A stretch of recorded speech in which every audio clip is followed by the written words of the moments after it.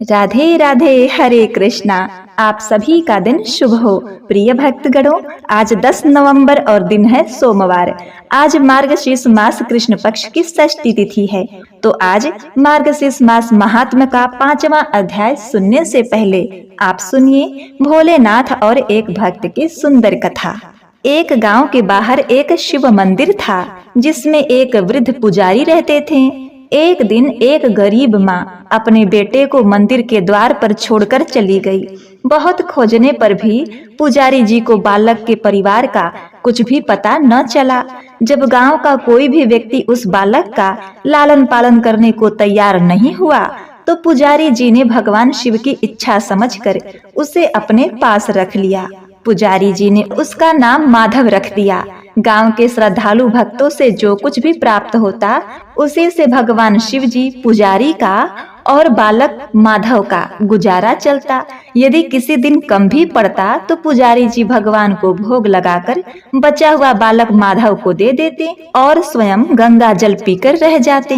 धीरे धीरे माधव बड़ा होने लगा और अब तो पुजारी जी के कामों में हाथ बटाने लगा था। वृद्ध पुजारी जी के थके हारे हाथों को कुछ आराम मिलने लगा। इसीलिए उन्होंने माधव को मंदिर की साफ सफाई, भगवान शिव की पूजा, उनको भोग लगाना और उनकी आरती करने की विधि अच्छी प्रकार समझा दी। अब वे स्वयं भगवान शिव के नाम जप और कीर्तन में समय व्यतीत करने लगे।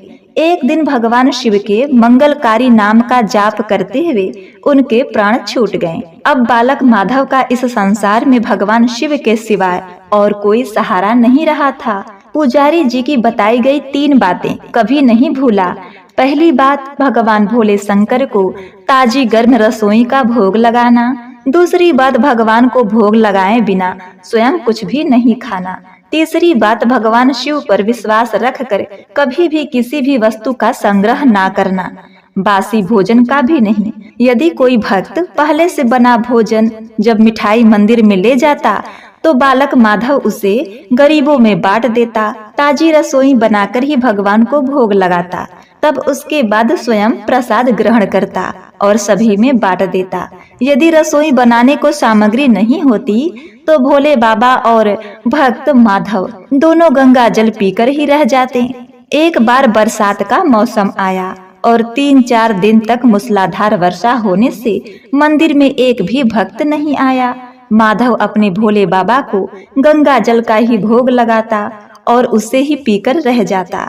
इधर भोले बाबा भी माधव की भक्ति और सहनशीलता की परीक्षा लेते रहे, किंतु आखिर में अपने भक्त को भूख से तड़पते देखकर उनसे रहा न गया। वह एक सेठ का रूप धारण कर हाथ में भोजन सामग्री की पोटली लेकर वर्षा में भीगते हुए मंदिर के द्वार पर जा पहुँचे। उन्होंने आवाज लगाई और माधव को बुलाया और माधव के हाथ में पोटली देते हुए कहा कि सेठ जी ने यह भोजन सामग्री भेजी है, इससे रसोई बनाओ, भगवान को भोग लगाओ और स्वयं भी प्रसाद पाओ। मैं कल फिर आऊंगा।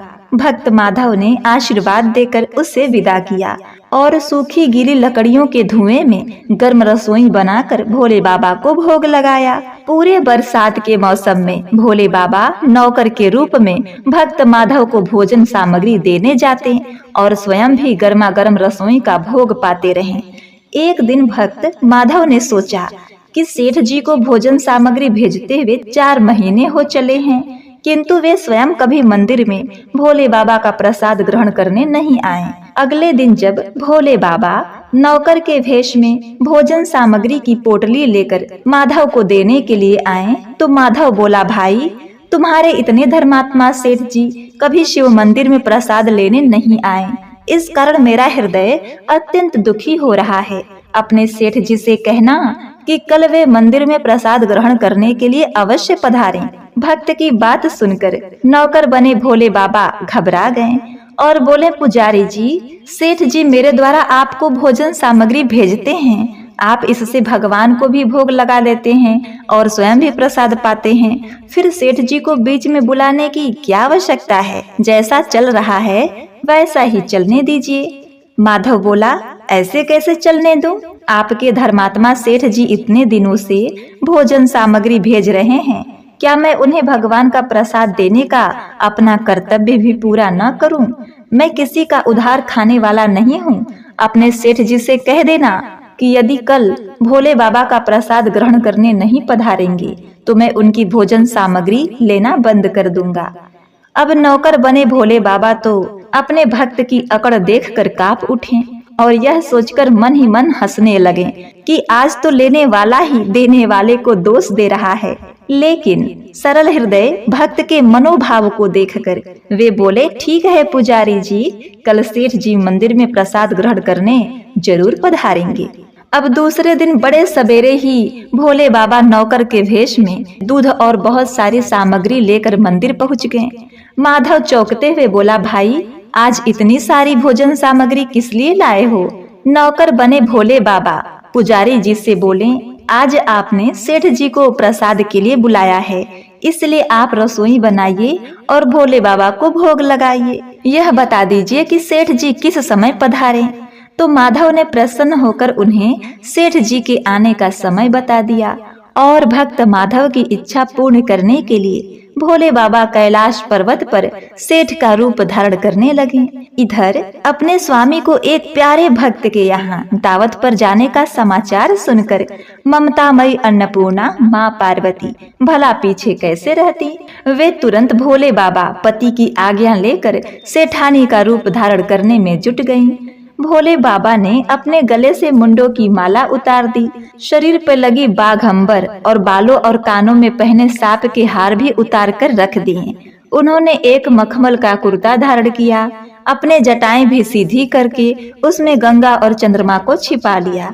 एक सुंदर सी रंग बिरंगी पगड़ी पहन ली। हाथ का त्रिशूल और डमरू भोले बाबा ने नंदी के हाथ में थमा दिया। पार्वती जी के तैयार होने की प्रतीक्षा करते हुए कैलाश पर चहलकदमी करने लगे। पार्वती जी ने बहुत सुंदर बनारसी साड़ी पहनी जिसका रंग सेठ बने शिव जी के कुर्ते से मेल खा रहा था। सोने चांदी और हीरे के जगमगाते हुए आभूषण धारण किए। भगवान गौरी शंकर सेठ का रूप धारण कर कैलाश में अपने भक्तों के यहाँ दावत के लिए चल पड़े। भक्त माधव आज सुबह से ही सेठ जी के स्वागत में तरह तरह के पकवान बनाने में जुटा हुआ था।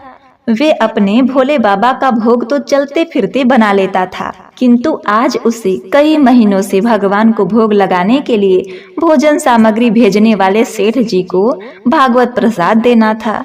अतः आज उसने भोजन बनाने में अपनी सारी पाक कला झोंक डाली। उसने सेठ जी के द्वारा भेजे हुए चावल धोकर खीर बनाई और तरह तरह के पकवान भी बनाए। रसोई बनाकर भक्त माधव भगवान को भोग लगाने के लिए पुनः स्नान करने चला गया ताकि स्वच्छ वस्त्र पहनकर भोले बाबा को भोग लगा सके और सेठ जी को उनका प्रसाद खिला सके। जब भक्त माधव स्नान करके लौटा तो देखा कि सेठ जी प्रसाद ग्रहण करने के लिए स्वयं तो आए ही हैं, साथ में अपनी सेठानी जी को भी लाए हैं। माधव ने झट से दोनों से राम राम की, उन्हें आसन देकर बिठाया और बोला, मैं अभी भगवान को भोग लगाकर आता हूँ, फिर आपको प्रसाद परोसूंगा। भावना के भूखे भोलेनाथ से भूख सहन नहीं हो पा रही थी, इसीलिए वह बोले, पुजारी जी भगवान को जल्दी से भोग लगाकर आइए, मुझसे भूख सहन नहीं होती। माधव बोला, सेठ जी भूख तो मुझे भी बड़ी जोर से लग रही है, किंतु मैं अपनी भूख के कारण भगवान को भोग लगाना नहीं भूलता। जरा सोचिए, दुनिया के सारे लोग इसी तरह अपनी भूख के लिए भगवान को भोग लगाना भूल जाएंगे तो भगवान तो भूखे ही रह जाएंगे। इस पर सेठ बने भोले बाबा एक पत्तल उठाकर बोले, आप भोग लगाइए, इधर मैं पत्तल परोस देता हूँ, मुझसे भूख सहन नहीं हो पा रही है। उसी वक्त माधव सेठ जी को डांटते हुए बोला, सेठ जी भगवान के काम में ना तो जल्दीबाजी चलती है ना कंजूसी।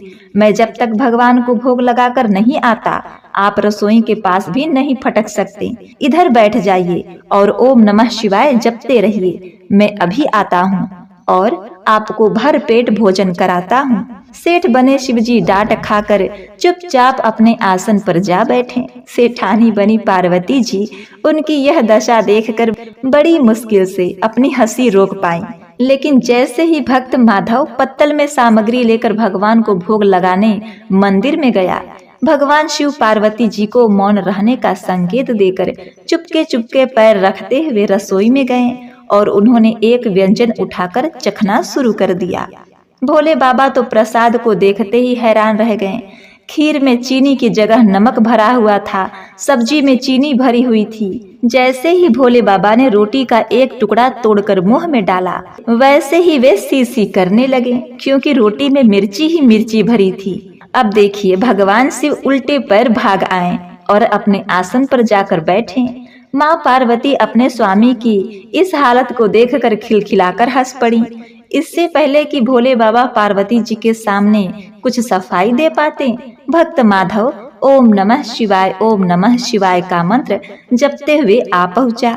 रसोई में प्रसाद मिलाकर उसे पवित्र बना डाला और फिर सेठ जी के सामने पत्तल परोसने के बाद हाथ जोड़कर बोला, सेठ जी, अब आप जी भरकर प्रसाद ग्रहण करें। प्रिय भक्तगणों, भोले बाबा तो अभी अभी भक्त की भक्ति से भी जोरदार उसके हाथ की बनी हुई रसोई चख चुके थे। अतः भोजन करने की बात सुनकर उनके पसीने छूटने लगे। वे कभी माधव की तरफ देखते तो कभी पार्वती जी का मुंह देखने लगते। माधव को सेठ जी की ढील बर्दाश्त नहीं हुई और बोला, सेठ जी, अब क्या हो गया आपको? अभी तो इतने उतावले हो रहे थे, अब आप भोजन क्यों नहीं कर रहे? तभी तो माताजी प्रसाद ग्रहण करेंगी और मैं भी प्रसाद पाऊंगा। माधव की बात सुनकर भोले बाबा चुपचाप खीर का कुल्हड़ उठाएं और सारी नमकीन खीर गटक गए और फिर कुल्हड़ खाली होने की देर थी कि माधव ने उसे झट से भर दिया। अपने प्रिय भक्त के हाथों से परोसे हुए भोजन में भगवान को आज 2 गुना स्वाद आ रहा था। माधव खीर परोसता गया और भोले बाबा पीते गए। माता पार्वती, भक्त और भगवान दोनों के प्रेम को देखकर मंत्रमुग्ध होती रही।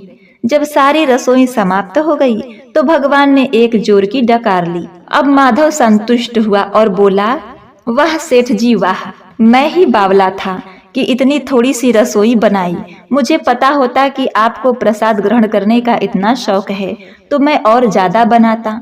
भोले बाबा अपने पेट पर हाथ फेरते हुए सेठानी बनी पार्वती जी की ओर देखकर मुस्कुराते हुए बोले, पुजारी जी, मैं इतना रोज कहाँ खाता हूँ, किंतु आज प्रसाद इतना स्वादिष्ट बना था कि अपने आप पर वश ही नहीं रहा। किंतु तभी माधव रुआंसा होकर बोला, सेठ जी, आपने तो सारी रसोई खा ली, लेकिन सेठानी जी तो भूखी रह गई। ममतामयी माँ पार्वती से माधव का रुआसा चेहरा देखा नहीं गया। उन्होंने बची हुई खीर की 4 बूंदें खा ली। भोले बाबा द्वारा भोग लगाने से प्रसाद अत्यधिक अलौकिक स्वाद से भर गया था। ऐसी सुगंधित और मीठी खीर चखकर जगत माता पार्वती तृप्त हो गईं और उनके तृप्त होते ही सृष्टि के प्रत्येक प्राणी तृप्त हो गए। भक्त माधव बोला, सेठ जी, आपने और माताजी ने प्रसाद ग्रहण कर लिया, इससे मुझे अत्यंत संतोष हुआ। समझ लीजिए कि आप दोनों द्वारा प्रसाद ग्रहण करने से मेरा भी पेट भर गया। मेरी तो वैसे भी महीनों में 4 एकादशी हो जाती है, किंतु मैं भी एक दाना ले ही लेता हूँ, जिससे कि भोले बाबा के प्रसाद का अनादर न हो।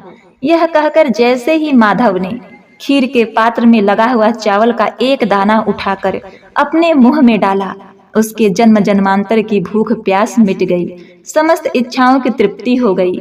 उसके ज्ञान के नेत्र खुल गए और उसने देखा कि उसके सम्मुख त्रिलोकीनाथ भगवान शंकर और जगत जननी माँ पार्वती आशीर्वाद की मुद्रा में मुस्कुराते हुए खड़े हैं। माधव दौड़कर उनके चरणों में गिर पड़ा, बोला, प्रभु, आज मैं आपके दर्शन पाकर धन्य हो गया। इस प्रकार माधव की भक्ति से प्रसन्न होकर भगवान भोलेनाथ ने उसे अपना दिव्य धाम प्रदान किया। तो प्रेम से बोलिए, ओम नमः शिवाय। अब आप आज के महात्म का 5वां अध्याय श्रवण करें। अब तक के अध्याय में आपने सुना कि राजा वीरबाहु ने महर्षि भारद्वाज से पूछा कि हे ऋषिवर, मैं इतनी सुंदर और गुणवान तथा भगवान की भक्तिन पत्नी तथा सुख संपन्न राज्य कैसे प्राप्त किया? मैंने पूर्व जन्म में ऐसा कौन सा पुण्य किया था जिससे मुझे इतना सारा सुख प्राप्त हुआ है? कृपा कर बताइए। तब मुनि भारद्वाज ने राजा को उनके पूर्व जन्म की कथा सुनाई और बताया कि तुम पूर्व जन्म में एक शूद्र तथा अधर्मी थे। यह तुम्हारी पतिव्रता रानी पूर्व जन्म में तुम्हारी ही पत्नी थी। तुम दोनों परिवार के द्वारा त्याग दिए जाने पर वन में रहने लगे थे।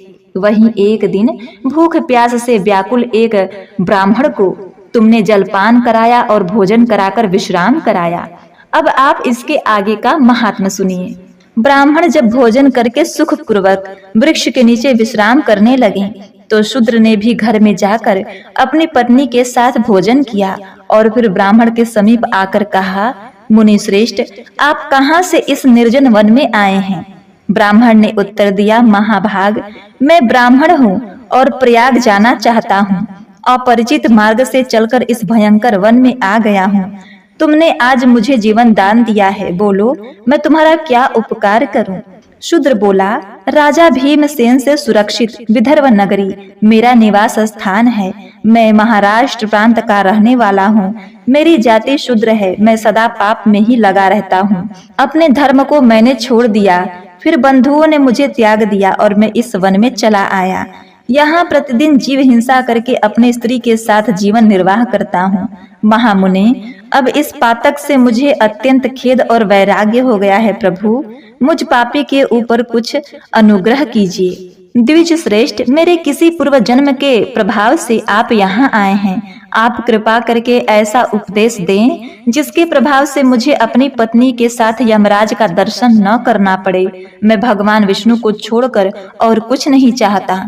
देव शर्मा ब्राह्मण ने कहा, शूद्र, सहसा तुम्हारे मन में भगवान विष्णु के ऊपर जो ऐसी पूर्ण श्रद्धा बुद्धि हुई है, उससे तुम तीर्थ और व्रत के बिना ही करोड़ों पापों से मुक्त हो गए। आतिथ्य सत्कार और भक्ति से तुम्हें भगवान विष्णु का पद प्राप्त हुआ।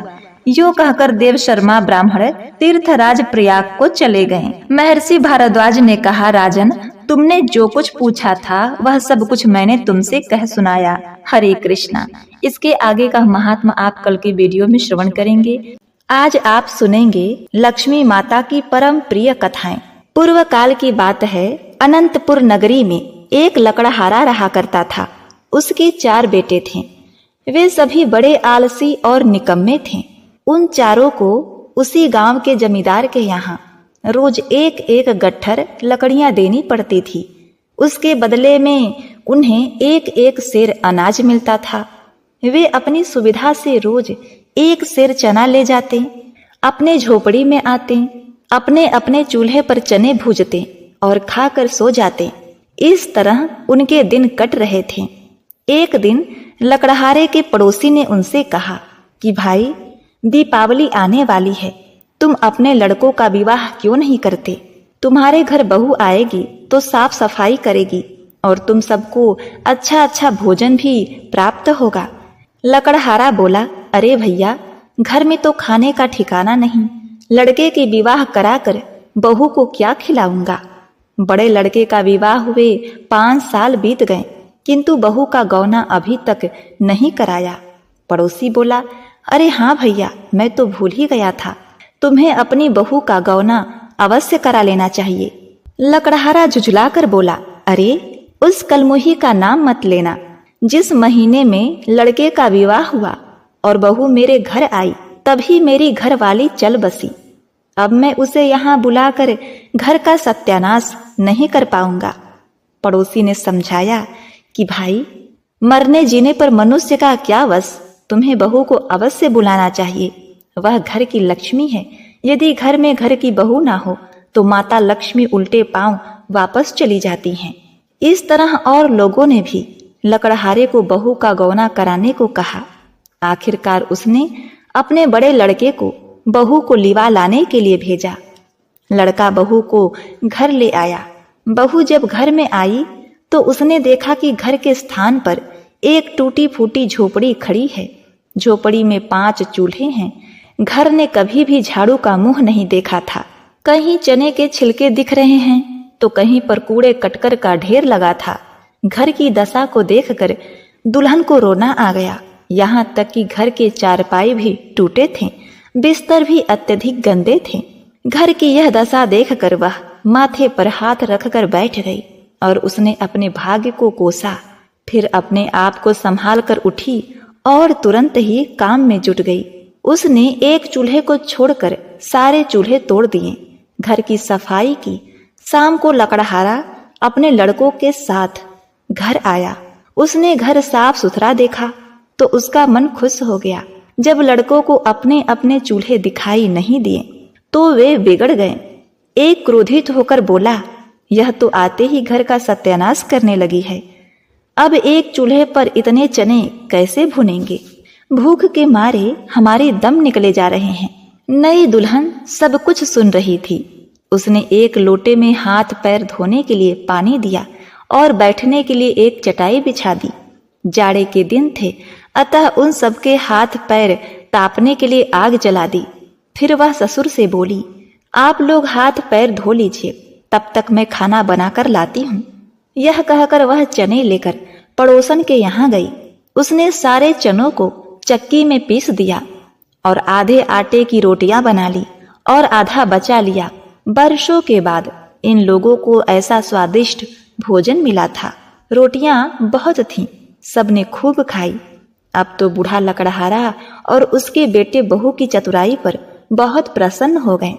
सुबह होते ही सभी लकड़हारे लकड़ियां लेने जंगल की ओर जाने लगे। बहू ने रात की बची रोटी का एक एक टुकड़ा उनको नाश्ते के लिए दिया। इससे उन लोगों को आश्चर्य हुआ। उन्होंने उस लक्ष्मी जैसी बहू की प्रशंसा की। शाम को जब लकड़हारे घर पहुंचे तब उन्हें रोटी और बेसन की कढ़ी तैयार मिली। यह भोजन बहू ने रात को बचाए आधे आटे से बना लिया था। अब तो हाथ पैर धोकर सभी तुरंत भोजन करने बैठ गए। सभी यह सोचने लगे कि ऐसी चतुर बहू को घर में ना लाकर वे वर्षों से व्यर्थ ही कष्ट उठा रहे थे। अब तीसरे दिन लकड़हारे जंगल को जाने लगे। आप सब लोग थोड़ी थोड़ी लकड़ी अपने घर के लिए भी लाएं। वे अपने लक्ष्मी जैसी बहू की बात टाल नहीं सके। घर में सभी लकड़ी का एक एक छोटा गट्ठर ले आए। अगले दिन इन लकड़ियों को बहू ने पड़ोसन को बेचकर घर में नमक तेल मसाले आदि का इंतजाम कर दिया। बहू रोज मजदूरी के अनाज में से आधा अनाज बचाकर रखती थी। अब दिवाली आने वाली थी तो उसने मिट्टी के छोटे छोटे बर्तन बना दिए और छोटे छोटे दिए भी बनाए। और कार्तिक मास में प्रत्येक दिन उसने छोटे मिट्टी के दिए में तिल के तेल डालकर दिए जलाए। इससे सारी झोपड़ी में रौनक आ गई। बूढ़ा लकड़हारा अब उसे लक्ष्मी बहू और देवर उसे लक्ष्मी भाभी कहते। कुछ महीने बाद बहू ने बूढ़े सास का मजदूरी पर जाना बंद करवा दिया। अपने इकट्ठे किए गए पैसे से एक छोटी सी दुकान खुलवा दी। दुकान चल पड़ी, उससे अच्छी आय होने लगी। अब गांव में उन लोगों की मान प्रतिष्ठा भी बढ़ने लगी। इस प्रकार एक दिन उस बहू ने अपने ससुर से कहा, पिताजी, आप प्रत्येक दिन जब दुकान पर जाते हैं तो वापस आते समय रास्ते में आपको जो भी वस्तु मिले उसे लाकर आप घर के छत पर फेंक दिया करिए। अब बहू की बात ससुर टाल नहीं सकता था, क्योंकि आज तक उसने जो भी किया भला ही किया है। ससुर को यह बात समझ में नहीं आई कि रास्ते में पड़ी हुई चीज उठाकर वह छत पर क्यों फेंके। फिर भी ससुर ने बहू की बातों को मान लिया और वह प्रत्येक दिन दुकान पर जाता, दुकानदारी करता और वापस लौटते समय रास्ते में जो भी पड़ा हुआ चीज मिलता, ईटा, पत्थर, कंकड़, लकड़ी, चाहे कुछ भी मिल जाए, उसे लेकर आता और घर के छत पर फेंक देता। ऐसे करते हुए दीपावली का दिन नजदीक आ गया। दीपावली के बस 5 दिन ही बचे थे। तब उस दिन ससुर दुकान जाता है। दुकान से वापस आते समय उसे एक मरा हुआ सर्प रास्ते में मिला। उसने सोचा कि बहू ने कहा है तो मानना ही पड़ेगा। उसने उस सर्प को लकड़ी से उठाया और उसे ले जाकर अपने घर के छत पर फेंक दिया। अगली सुबह बहू घर के सभी व्यक्तियों का कपड़ा धो रही थी। उसने देखा कि आसमान में एक चील सोने का 9 लखा हार लेकर उड़ रही है और वह मड़राते हुए बहू के छत पर आ बैठी और उस हार को छत पर रखकर छत पर पड़े मरे हुए सर्प को अपने चोंच में दबाकर आकाश में उड़ गई। जब बहू ने अपने छत पर उस 9 लखे हार को देखा तो वह तुरंत ही उसे नीचे उतार लेती है और फिर उसे अपने ससुर और देवर को दिखाते हुए संभाल कर रख देती है। इसके अगले दिन नगर के राजा ने पूरे नगर में ढिढोरा पिटवा दिया कि रानी का 9 लखा हार चील उठा कर ले गई है। जिसने भी उस 9 लखे हार को देखा है वो मुझे आकर सूचना दे। जो भी उस 9 लखे हार को खोज कर लाएगा उसे मुंह मांगा इनाम दिया जाएगा। वह जो मांगेगा उसे वह वस्तु दी जाएगी। यह बात बहू ने भी सुनी तो बहू ने अपने ससुर से कहा कि ससुर जी, आप राजा के पास जाइए और उनसे उस हार के बदले राजा से वचन लीजिए कि वह जो भी मांगेंगे राजा को देना पड़ेगा। इस प्रकार बहू ने अपने ससुर को सिखा पढ़ाकर राजा के पास भेज दिया। इस प्रकार वह लकड़हारा राजा के पास गया और कहा कि हे महाराज, रानी का खोया हुआ 9 लखा हार मेरे पास है। लकड़हारे ने उस हार को रानी को सौंप दिया। रानी हार पाकर बहुत ही प्रसन्न हुई। अब राजा ने प्रसन्न होते हुए लकड़हारे से कहा, हे लकड़हारे, अब तुम जो भी मांगो मैं तुम्हें दूंगा। बोलो तुम्हें क्या चाहिए? अन्न धन सोना चांदी खेत जमीन जायदाद महल अटारी तुम्हें क्या चाहिए? तब लकड़हारे ने कहा, हे राजन, पहले आप वचन दीजिए कि मैं जो भी मांगूंगा आपको देना पड़ेगा। राजा ने कहा, ये भी कोई पूछने वाली बात है? हे लकड़हारे, तुम जो भी मांगोगे मैं तुम्हें दूंगा, मैं वचन देता हूँ।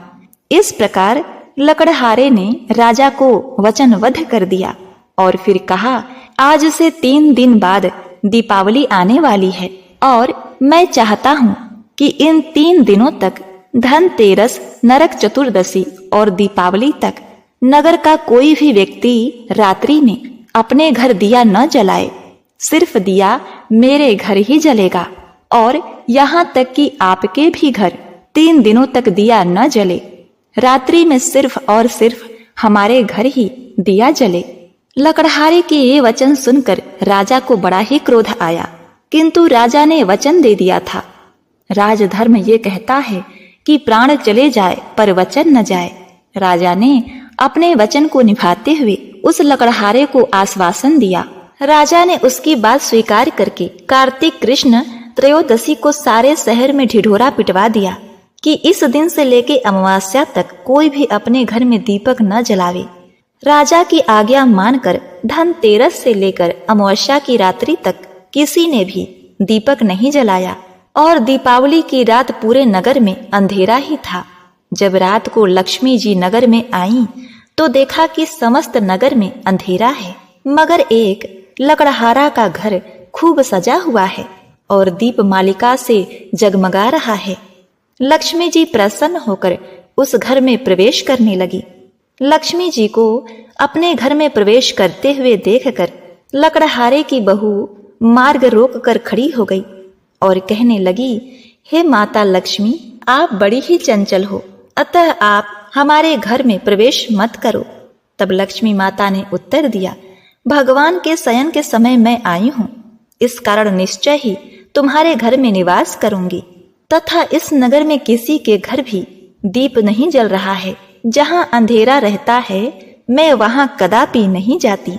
इसलिए तुम्हारा यह घर बड़ा ही स्वच्छ, साफ सुथरा और दीपक से जगमगा रहा है, अतः मैं यहीं निवास करूंगी। यह सुनकर लकड़हारे की बहू ने कहा, हे माते, यदि आप इस बात की शपथ लो कि मेरी 3 पीढ़ियों तक इस घर में स्थायी निवास करोगी, तब आप इस घर में प्रवेश कर सकती हो। लक्ष्मी जी ने कहा, यदि तुम विधि पूर्वक मेरा पूजन करती रहोगी तो निश्चित ही मैं तुम्हारे घर में वास करूंगी। सभी पहले से भी अधिक सुखी पूर्वक जीवन व्यतीत करने लगे।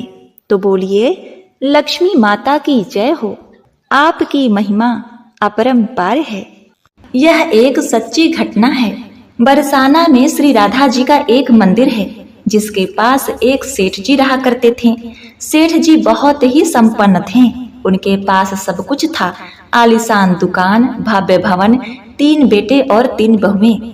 सेठ जी यूं तो हर तरीके से साधन संपन्न थे, लेकिन फिर भी उनके मन में बड़ा दुख था। उन्हें लगता था कि अगर उनकी पुत्री होती तो वे अपने मन की सारी बात अपनी पुत्री को बताते और पुत्री को बहुत दुलार करते। अब कुछ समय पहले ही सेठ जी की पत्नी का देहांत हो गया था, इसलिए सेठ जी बहुत ही अकेलापन महसूस करते थे। सेठ जी हमेशा अपने घर के पास स्थित मंदिर में श्री राधा जी के दर्शन के जाया करते थे। एक दिन जब सेठ जी मंदिर में श्री राधा जी के दर्शन करने गए, उस दिन मंदिर में एक संत पधारे थे। सेठ जी को कुछ उदास देखकर संत ने सेठ जी से पूछा, उदास क्यों हो बेटा? सेठ जी बोले, महाराज मेरी कोई बेटी नहीं है, इसलिए मैं उदास हूँ। संत मुस्कुराए और बोले, यदि जीवन में किसी का अभाव है तो उसकी जगह भगवान को बिठा लेना चाहिए। सेठ जी बोले, महाराज मेरे तो कोई बेटी नहीं है, तो मुझे क्या करना चाहिए? संत बोले, अरे सेठ, जब तुम्हें बरसाना का वास मिला है तो तुम बरसाने की बेटी श्री राधा जी को अपनी बेटी क्यों नहीं मान लेते? संत की बात सेठ जी को बहुत पसंद आई। उसी दिन सेठ जी ने श्री राधा जी का एक बड़ा चित्र मंगवाया और उसे अपने कमरे में लगा दिया। अब तो सेठ जी का जीवन ही बदल गया। वे उठते बैठते सोते जागते श्री राधा जी को अपनी बेटी मानकर उनसे बातें करने लगे। उन्हें अपनी पुत्री को हर बात बताने में बहुत आनंद आता था। सेठ जी की राधा जी में ऐसी लगन लगी कि जब भी वे दुकान जाते तो श्री राधा जी को भोग लगाकर प्रसाद पाकर ही जाते थे। शाम को लौटते तो राधा जी को प्रणाम करते, उससे बातें करते और भोग लगाकर फिर प्रसाद ग्रहण करते और हर समय श्री राधा जी के राधा कीर्तन किया करते और हर समय प्रसन्नचित्त रहते थे। जब भी सेठ जी से कोई उनका परिचय पूछता तो सेठ जी कहते, 3 बहू बेटे घर में सुख सुविधा है पूरी, संपत्ति भरी भवन में नहीं रहती कोई मजबूरी, कृष्ण कृपा से जीवन पथ में आती ना कोई बाधा, मैं बड़भागी पिता हूँ मेरी बेटी है श्री राधा। एक दिन सेठ जी के घर में चूड़ी पहनाने वाली मनिहारिन आई। तीनों बहुओं ने बारी बारी से आकर मनिहारिन से चूड़ियां पहन ली। श्री राधा जी को लगा कि आज हमारे पिता के घर में चूड़ी पहनाने वाली आई है, तो मैं भी जाकर चूड़ियां पहन लेती हूँ। जैसे ही तीनों बहुएं चूड़ियां पहन कर गईं, श्री राधा जी प्रकट हो गईं। मनिहारिन ने जब राधा जी का रूप देखा तो वह उन्हें देखते ही रह गई। राधा जी बोली, मुझे भी चूड़ी पहनाओ। मनिहारिन ने समझा कि इसके घर में कोई मेहमान आया होगा। यह सोचकर मनिहारिन ने राधा जी को चूड़ियां पहना दी। श्री राधा जी चूड़ियां पहनकर एक ओट में जाकर अंतर ध्यान हो गए। सभी को चूड़ियां पहनाकर मनिहारिन हमेशा की तरह चूड़ियों का पैसा लेने सेठ जी की दुकान पर चली गई। मनिहारिन को देखते ही सेठ बोले, घर पर चूड़ियां पहना गई थी, यह लो तुम्हारे पैसे। सेठ जी ने मनिहारिन को हर बार के जितने ही पैसे दिए। मनिहारिन बोली, सेठ जी इस बार मैं ज्यादा पैसे लूंगी। मैंने आपके घर में 3 जनों को नहीं बल्कि 4 जनों को चूड़ियां पहनाई है। सेठ जी बोले, हमारे घर में 3 बहुओं के अलावा चौथी तो कोई है ही नहीं। मनिहारिन बोली, यह मैं नहीं जानती, लेकिन चूड़ी मैंने तो 4 को ही पहनाई है। सेठ जी बोले कि बाकी के पैसे मैं पहले घर में पता कर आऊंगा, उसके बाद दूंगा। मनिहारिन बोली, ठीक है, आप घर में पता कर लीजिए। यह कहकर मनिहारिन चली गई। शाम को सेठ जी घर पर पहुंचे। उन्होंने घर में मनिहारिन के बारे में पूछा। उनकी बहुओं ने कहा कि केवल हम तीनों ने ही चूड़ियां पहनी थी। सेठ जी बोले, मैं भी कहूँ कि चौथा कोई है ही नहीं हमारे घर में चूड़ियां पहनने वाला। इस प्रकार सेठ जी बात भूल गए और अपने नित्य काम में लग गए। सेठ जी राधा राधा बोलते बोलते श्री राधा जी को प्रसाद का भोग लगाकर भोजन करके सो गए। जब सेठ जी को नींद आ गई तो उनके स्वप्न में श्री राधा जी प्रकट हो गई। राधा जी बहुत उदास थीं, उनकी आंखों में आंसू थे। सेठ जी ने पूछा, बेटी उदास क्यों हो? श्री राधा जी बोली, आज मेरा मन बहुत दुखी है। मैंने आज अपने पिता का घर समझकर यहाँ उस मनिहारिन से चूड़ियां पहनी थी, लेकिन पिताजी आपने उस मनिहारिन को मेरी चूड़ियों का मोल नहीं चुकाया। पिताजी, आपने मुझे बेटी तो बना लिया, परंतु आपको मेरी याद नहीं आई। आपने मुझे भुला दिया, इससे मैं बहुत दुखी हूँ। यह सुनकर सेठ जी सपने में ही रोने लगे और बोले, बेटी मुझे क्षमा कर दो, मुझसे बहुत बड़ी भूल हो गई। सेठ जी तुरंत नींद में से उठ बैठे। उनकी आंखों में आंसू आ रहे थे। सेठ जी ने तुरंत तिजोरी में से पैसे निकाले और मनिहारिन के घर की तरफ चल दिए। सेठ जी ने मनिहारिन के घर का दरवाजा खटखटाया। मनिहारिन ने दरवाजा खोला। सेठ जी आप इतनी रात को? सेठ जी को अपने घर पर देखकर मनिहारिन चौंक गई। सेठ जी के नेत्र में आंसू भरे थे। सेठ जी बोले, तुम्हारे जैसा बड़भागी कोई नहीं है। मनिहारिन बोली, सेठ जी क्या हुआ? सेठ जी बोले, मैंने राधा जी को अपनी बेटी बनाया, परंतु मैंने उन्हें कभी अपने नेत्रों से नहीं देखा, लेकिन तुमने आज उन्हीं राधा जी को अपने हाथों से चूड़ियां पहनाई है। आज तुम्हारे जितना भाग्यशाली इस धरती पर कोई नहीं है। मैं तुम्हें अपनी पुत्री की पहनाई हुई चूड़ियों का मूल्य चुकाने आया हूँ। यह कहकर सेठ जी ने रुपयों से भरी हुई थैली मनिहारिन के सामने रख दी और कहा, इसमें से जो भी लेना हो वह ले लो। जब मनिहारिन ने सुना कि स्वयं राधा जी उससे चूड़ियां पहनने आई थी, तो उसकी आंखों से भी आंसू की धारा बह निकली। मनिहारिन बोली, सेठ जी मैं राधा रानी की चूड़ियों के पैसे आपसे कैसे ले सकती हूँ? राधा रानी तो इस वर्षानी की बिटिया है और मैं बिटिया की चूड़ी के पैसे आपसे ना लूंगी। परंतु सेठ जी नहीं माने। सेठ जी ने रुपयों से भरी हुई थैली मनिहारिन के घर पर रखी और वहां से सीधे राधा जी के मंदिर को चले गए। उस दिन के बाद सेठ जी ने सब कुछ छोड़कर संन्यास लिया और अपना शेष जीवन राधा जी के मंदिर में राधा जी की भक्ति करते हुए बिता दिया। तो बोलिए श्री राधा रानी सरकार की जय। प्रिय भक्तगणों, कथा के अंत में आप श्रवण करेंगे तपसी लपसी की कथा, जिसे हर व्रत कथा के अंत में कहा और सुना जाता है। तपसी लपसी कथा के अनुसार एक तपसी था, एक लपसी था। तपसी हमेशा भगवान की तपस्या में लीन रहता था। लपसी रोजाना सवा सेर की लापसी बनाकर भगवान का भोग लगाकर खा लेता था। एक दिन दोनों झगड़ा करने लगे। तपसी बोला, मैं रोज भगवान की तपस्या करता हूँ, इसीलिए मैं बड़ा हूँ। लपसी बोला, मैं रोज भगवान को सवा सेर लापसी का भोग लगाता हूँ, इसीलिए मैं बड़ा हूँ। अब देखिए, नारद जी वहां से गुजर रहे थे।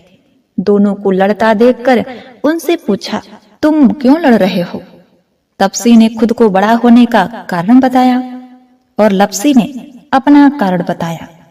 नारद जी बोले, तुम्हारा फैसला मैं करूंगा। अब देखिए, दूसरे दिन तपसी और लपसी नहाकर अपनी रोज की भक्ति करने आए तो नारद जी ने छुप करके 1.25 करोड़ की एक अंगूठी उन दोनों के आगे रख दी। तपसी की नजर जब अंगूठी पर पड़ी तो उसने चुपचाप अंगूठी उठाकर अपने नीचे दबा ली। लपसी की नजर अंगूठी पर पड़ी, लेकिन उसने ध्यान नहीं दिया। भगवान को भोग लगाकर लापसी खाने लगा। अब देखिए, नारद जी सामने आए तो दोनों ने पूछा कि कौन बड़ा है नारद जी?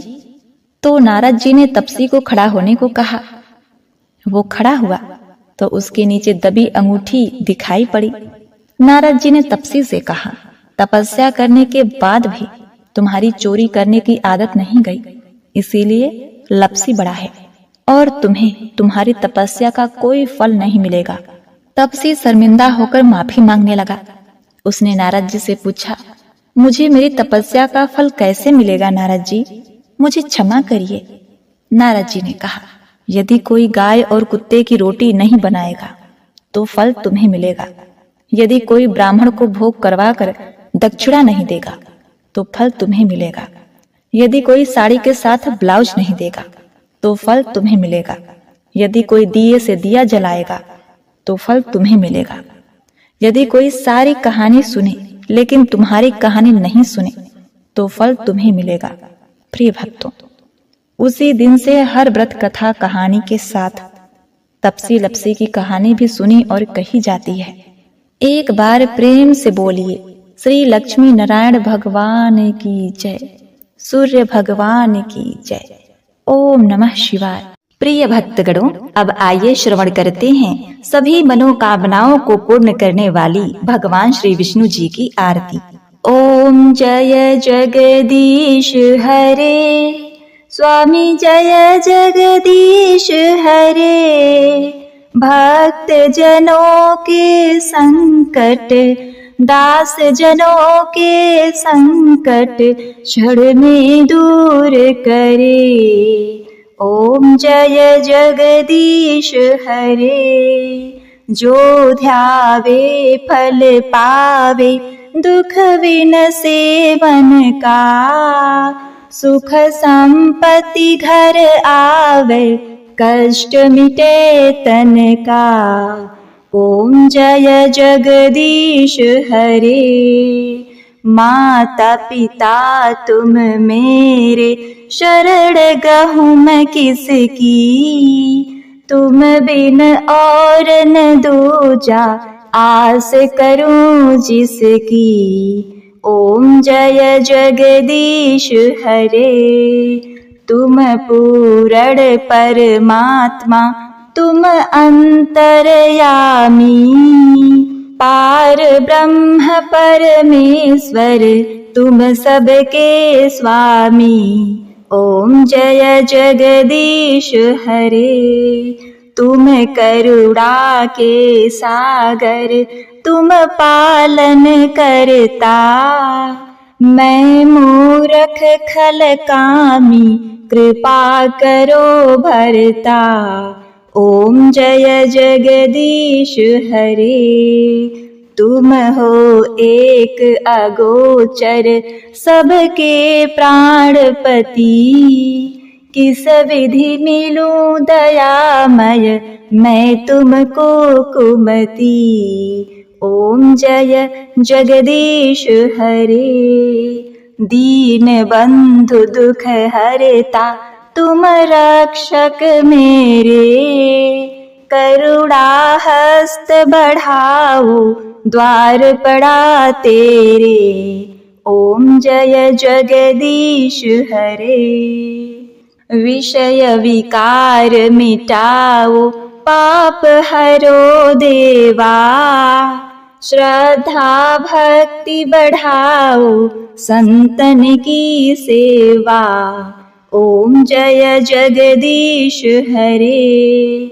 श्री जगदीश जी की आरती जो कोई नर गावे। कहत शिवानंद स्वामी, सुख संपत्ति पावे। ओम जय जगदीश हरे। प्रेम से बोलिए श्री विष्णु भगवान की जय।